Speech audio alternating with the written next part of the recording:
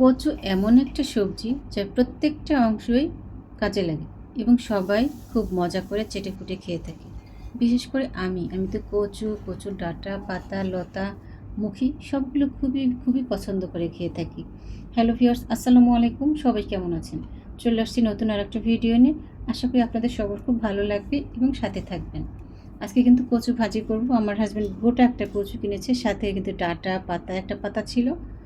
পুরো কচুটাই আমি দিয়ে দিচ্ছি, কারণ এই দুইটা ডাঁটা রান্না করলে কিছুই হবে না। দেখেন সেই কচু, ডাঁটা, পাতা সব একসাথে সিদ্ধ করার পর কতটুকু হয়েছে।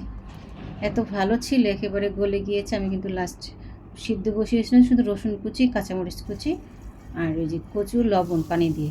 এটা সিদ্ধ হওয়ার পর একটু লবণ দিয়ে এই করে নিয়েছি। এখন কিন্তু বাগার দেবো। আর এটা হচ্ছে কাতলা মাছের পেটি, এটা আমি টমেটো দিয়ে ভুনা করব। এই দুইটা রান্নাই আজকে আমার বাসায়। তো মাছটা হালকা করে ভেজে নিয়েছি। আমি পেটি মাছ সাধারণত কাঁচাই রান্না করি, কাঁচা ভুনা করি। আজকে ভাবলাম একটু হালকা করে ভেজে নিই। তো কচুতে কিন্তু আমি একটু বাদাম ব্যবহার করব। বাদাম ব্যবহার করলে খুব সুন্দর একটু স্মেল যেমন আসে এবং খেতে খুব ভালো লাগে। বাদাম দেওয়া কচুটা কিন্তু আমি কলকাতা থেকে খেয়ে আসছি, তো আমি মাঝে মাঝে ট্রাই করি। এখন কিন্তু বাদামটা ভাজার পরে একটু পেঁয়াজ কুচি, রসুন কুচি দিয়ে আমি বাগার দিয়ে নিলাম। তারপরে দিয়ে দিলাম সেই ভেজে রাখা বাদাম। আমার কিন্তু এখানে আরও অনেক কিছু দেওয়া বাকি আছে। এখানে আমি ইলিশ মাছের মাথা ব্যবহার করব। তো মাথাটা কিন্তু পাশের চুলে একটু মচমচা করে ভেজে নিয়েছি। এখন জাস্ট ভেঙে মিশিয়ে দেব। কচু শাক কিন্তু বা কচু আপনি কিন্তু ইলিশ মাছ দিয়ে রান্না করলে এমনিতেই অনেক মজা লাগে। তারপর আবার দিয়েছি বাদাম, এখন দিয়ে দিলাম ধনিয়া পাতা কুচি। মানে আমার কচু শাক রান্নাটা শেষ। দেখতেই তো পেলেন, মানে একটা কড়াই সম্পূর্ণ ভরে ছিল যখন আমি শুরু করেছি।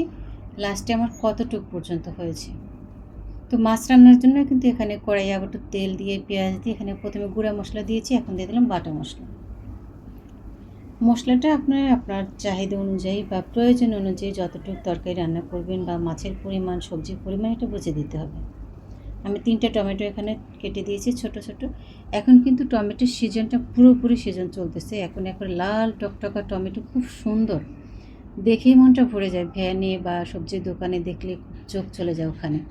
কারণ এখন আর আর্টিফিশিয়াল বা ওই যে কিছু দিয়ে পাকানোর দরকার নেই, কারণ এখন সিজনটাই টমেটো পেকে যাওয়ার।